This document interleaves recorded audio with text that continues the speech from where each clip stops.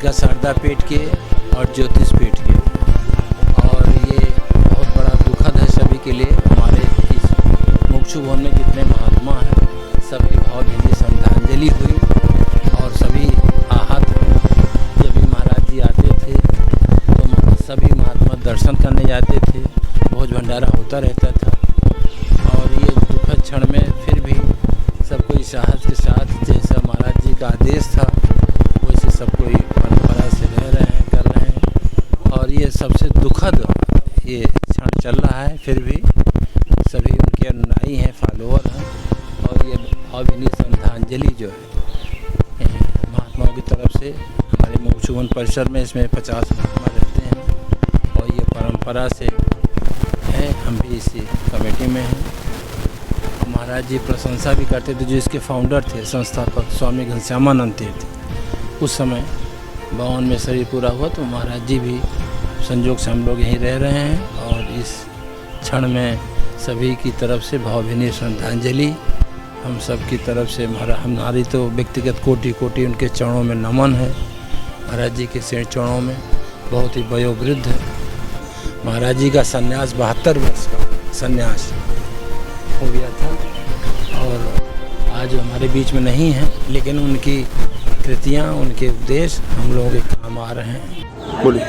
जैसा कि हम सभी लोग जानते हैं, पूज्य ज्योतिष पीठाधीश्वर एवं द्वारका शारदा पीठाधीश्वर स्वामी स्वरूपानंद जी महाराज ब्रह्मलीन हो गए हैं। वो हम लोग के धर्म के सबसे बड़े धर्म गुरु थे और सनातन धर्म के लिए उन्होंने आजीवन सनातन धर्म को पुष्ट करने के लिए कार्य किया। चाहे राम सेतु बचाने वाला आंदोलन रहा हो, चाहे गंगा जी को राष्ट्रीय नदी घोषित कराने का आंदोलन रहा हो, चाहे जो है राम मंदिर भी जो ताला भी स्वरूपानंद जी महाराज ने खुलवाया। राम मंदिर को जन्मभूमि का केस भी कोर्ट में लड़कर उन्होंने ही हिंदुओं के पक्ष में कराया। आज राम मंदिर बन रहा है, ये स्वरूपानंद जी महाराज का ही देन था। हमें परम गुरु सौंप करके गए हैं। हम सबका कर्तव्य है कि उनके द्वारा निर्धारित लक्ष्यों को हम आगे बढ़ाएं, उन्हें पूर्ण सिद्धि की ओर अग्रसर कराएं।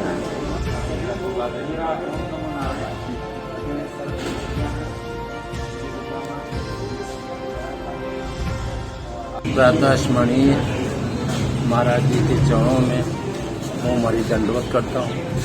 हमारे आत्मनिष्ठ हितिवृंद यहाँ जो भी उपस्थित हैं, विद्वज्जन, श्रद्धालु सज्जनों, हमारे ब्रह्मचारी भी मठ से आए हुए, आज हम लोग बहुत ही दुखद समय पे इकट्ठे हुए हैं। फिर भी उनके संस्मरण कुछ हम महाराज जी के सुनाते हैं जो कि हमारे लिए प्रेरणादायक है। वो अक्सर ये बात कहते थे महाराज जी कि व्यक्ति है तो वो परमात्मा सभी में दृष्टा बन के बहुत ये भी इशारा करते थे कि दुख का हेतु अटैचमेंट है। दुख का हेतु ही अटैचमेंट है। जो जिससे जितना अटैचमेंट होगा स्वाभाविक वो उतना दुखी होगा उसके उत्थान में उसके। इसीलिए सन्यासियों के लिए वह विशेष रूप से कहते थे जहाँ तक हो सके आप अपने सगे संबंधियों से दूर हो जाइए। वो अपना हर्ष सुनाएंगे, आपको खुशी होगी।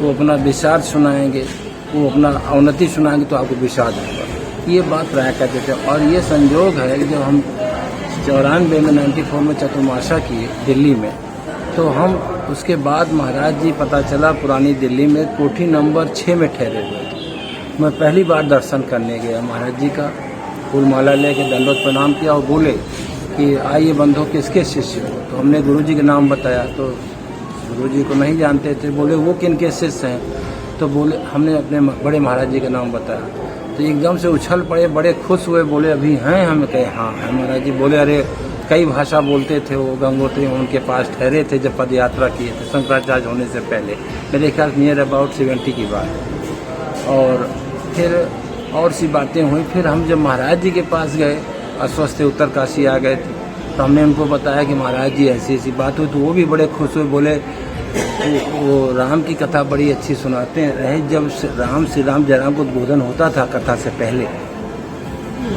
कह रहे थे महाराज जी जैसे लगता है वो आवाज़ उनके हृदय से निकल रही है। श्री राम जयराम महाराज जी जो भी व्यक्त करते थे उससे पहले करते थे, तो कह रहे थे जैसे लगता था ऐसी आवाज़ जैसे उनके हृदय से निकल, और प्राय जो हृदय से आवाज़ निकलती वो हृदय तक ही जाती थी। तो बहुत ही इमोशनल हो जाते थे महाराज जी, और हमारे महाराज जी भी बहुत खुश थे। यहाँ जो हमारे ये फाउंडर थे महाराज जी, वो हमारे फोर्थ गुरु हुए, और बताया कि हम भी किसी काम से उनके दर्शन कर लिए हैं, के लिए मोक्षुभवन गए थे। पूछ रहे हैं मेरे ख्याल से सन 50 में महाराज जी संन्यास्त हुए, सन 51-52 की बात होगी, क्योंकि 52 में बड़े महाराज जी का शरीर पूरा हो गया कलकत्ता में। तो बोले हम गए थे मोक्षुभवन, हमने उनका दर्शन किया, वो तो अद्वितीय विद्वान अभिगत शिरोमणि थे। तो हमें बड़ा अच्छा लगता था कि जैसे महाराज जी के पास बैठते थे, हमने कईयों से बात शेयर किया, फिर महाराज जी के पास बैठते थे अपने शंकराचार्य जी के पास, तो हमको लगता था विशाल वट वृक्ष के नीचे बैठे हों। और संयोग से हमारी श्री विद्या की दीक्षा भी आज 10 साल से अधिक हुआ, महाराज जी से श्री विद्या की दीक्षा भी हमने ली। इनके भी हमारे आचार्य भी थे, गुरु भी थे, और आज तो हम लोग काफ़ी इमोशनल हो जाते हैं, कभी कभी उनकी हर चीज़ें ध्यान में आती हैं। बैठे बैठे उनका हमारे पास रिकॉर्डिंग बहुत है, हम सुनते रहते हैं, देखते रहते हैं।